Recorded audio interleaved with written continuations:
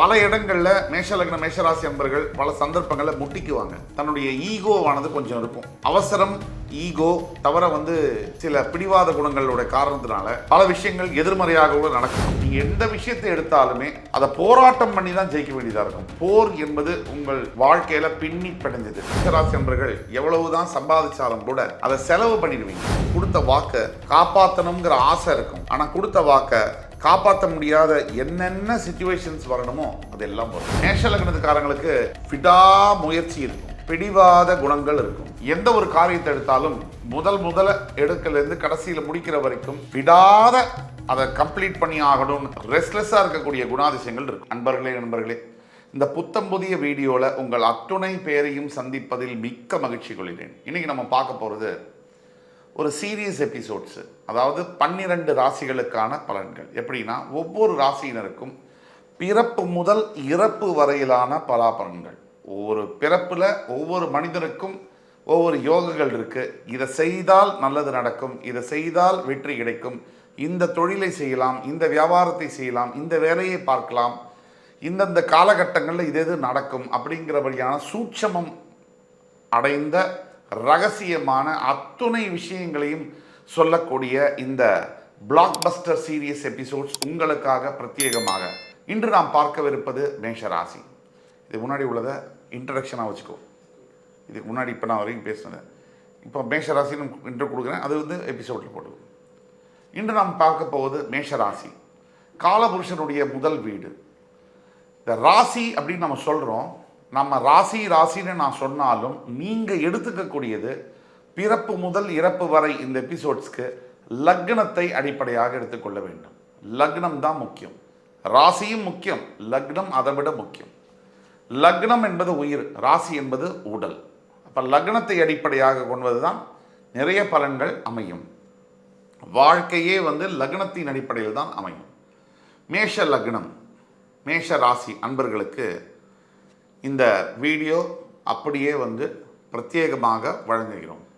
மேஷராசி, மேஷ லக்னம். இந்த மேஷ லக்னத்துக்கு மேஷராசிக்காரர்களுக்கு ஒரு இன்ட்ரடக்ஷன் கொடுக்கணும் அப்படின்னா பாஸ்ட் பற்றி, ப்ரெசன்ட் பற்றி, ஃப்யூச்சர் பற்றி நிறைய விஷயங்களை பேச முடியும். முக்கியமாக சொல்ல வேண்டியது லக்னம்னா யார் அப்படின்னா, லக்னம்னா என்ன அப்படின்னா, லக்னம்னா அது நீங்கள் தான். உங்களுடைய பிறப்பு எங்கே பிறக்கணும், யாருக்காக நீங்கள் பிறக்கணும், உங்கள் வாழ்க்கை எதற்காக, எந்த தாய் தந்தையருக்கு நீங்கள் பிறக்கணும், உங்களுடைய கல்வி எந்த முறையில் அமையணும், உங்களுடைய திருமணம், உங்களுடைய வேலை வாய்ப்புகள் எப்படி இருக்கணும், உங்களுடைய நண்பர்கள் எப்படி இருப்பாங்க, உங்களுடைய திருமண வாழ்க்கையானது எந்த அளவுக்கு சக்ஸஸ்ஃபுல்லாக இருக்கும், புத்திர பாக்கியங்கள் பற்றி, அதே மாதிரி ஒரு மனிதன் வாழ்க்கையில் அடைய வேண்டிய வீடு, வசதி, வாய்ப்பு, சமுதாய அந்தஸ்து, மரியாதை, இதெல்லாம் குறிக்கக்கூடியது லக்னம். அந்த லக்னத்துடைய பாவத்தில் தான் ஒரு மனிதனுடைய மொத்த வாழ்க்கையே பற்றி நம்ம பேச முடியும். அந்த விஷயங்களை தான் இன்னைக்கு நம்ம பேச போகிறோம். லக்ன பாவம் மேஷம், ராசியும் மேஷம். மேஷ ராசிக்கு நாம் சொல்லக்கூடிய பலன்கள் 30லேருந்து 40%. லக்ன பாவம் மேஷ லக்னமாக இருக்கக்கூடியவங்களுக்கு நாம் சொல்லக்கூடிய பலன்கள் 60லேருந்து 70% வேலை செய்யும். காலபுருஷ தத்துவப்படி மேஷ லக்னம் என்பது முதல் இடம். இந்த முதல் இடத்துக்கு செவ்வாய் பகவானுடைய மூலத்திரிகோண ஸ்தானம். இங்கே 3 நட்சத்திரங்கள் வருது, அஸ்வினி, பரணி, கிருத்திகை.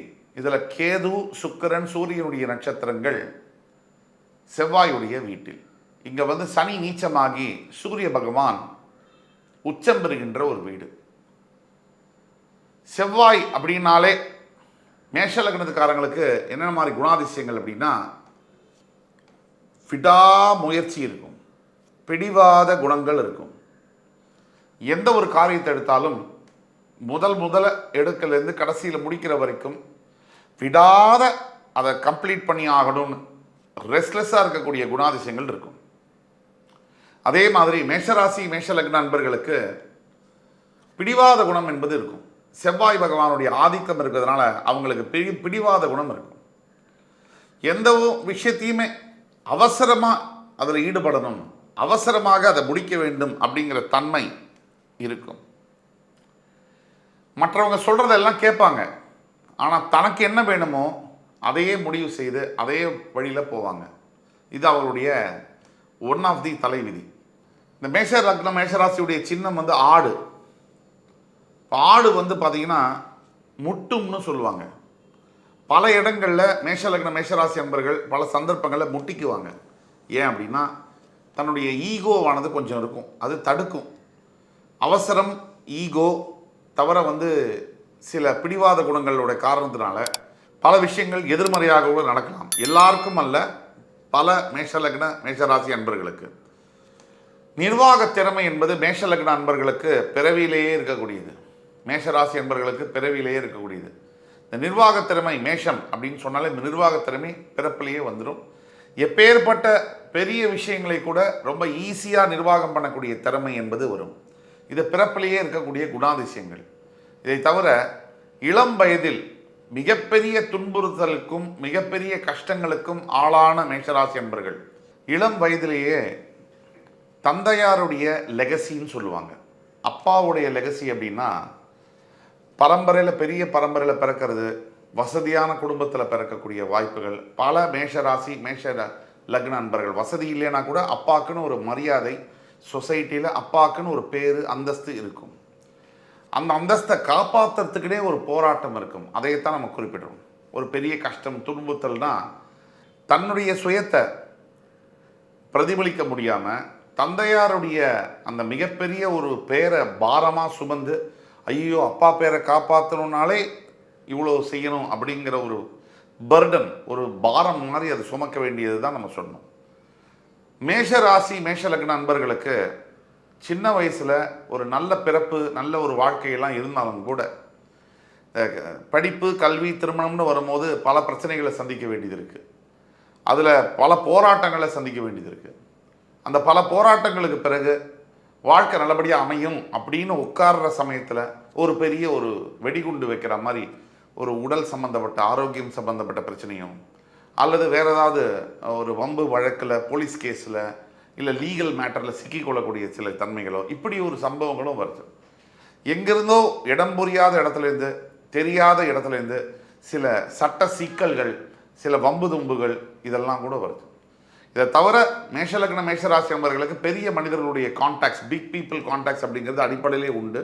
அது அவங்களோட பிறவி ரகசியம். இப்போ இவங்களுக்கான 12 இடங்கள், ஒவ்வொரு இடத்தையும் அலச போகிறோம், ஆராய போகிறோம். பொதுவாக வாழ்க்கையில் என்னென்ன பாக்கியங்கள் இருக்குது அப்படிங்கிறத பற்றி பார்க்க போகிறோம். இப்போ மேஷலக்ன அன்பர்கள், மேஷராசி அன்பர்களுடைய குணாதிசயத்தை பற்றி பார்த்தோம்.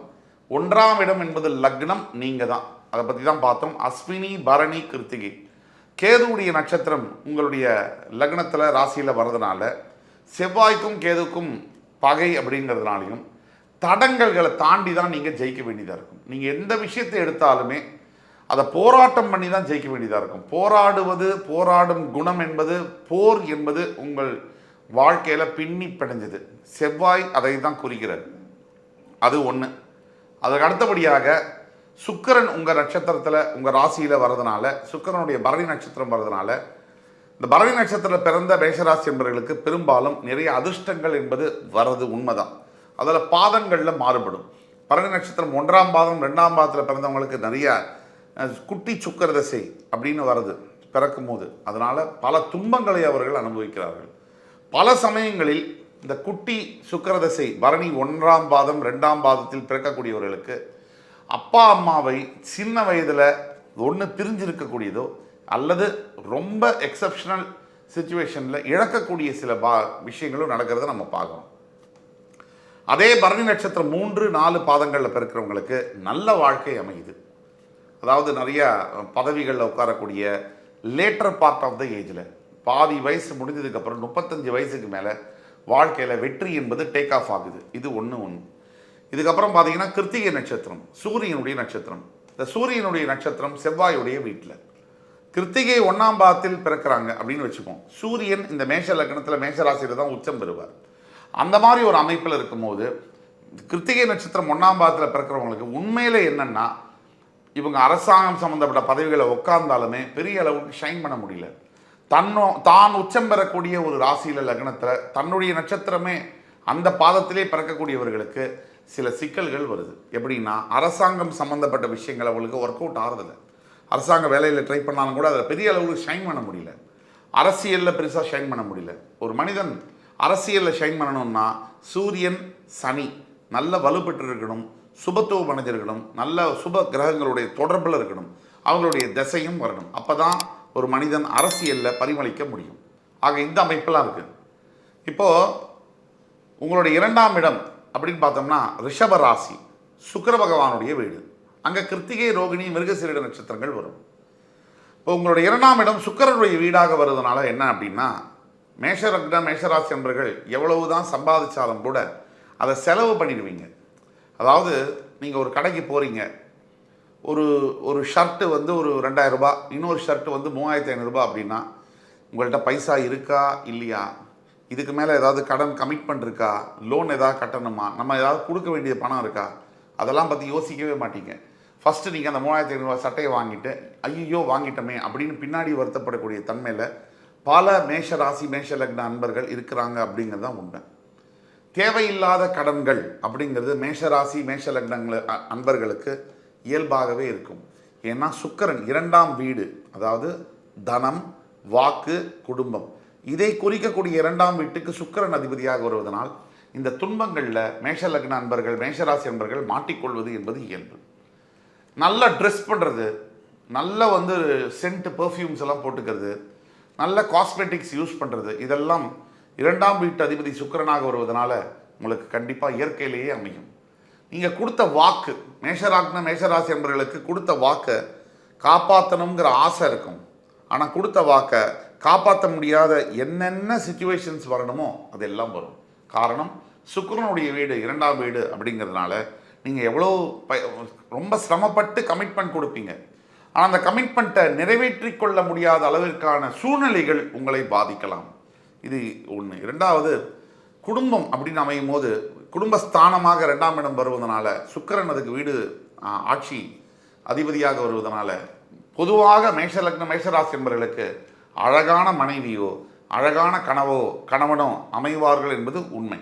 ஆனால் அதில் இன்னொரு முக்கியமான பாயிண்ட்டு, இவங்களுடைய ரொமான்டிக் ஜர்னி ரொம்ப நல்லாயிருக்கும் பேசிக்கலி.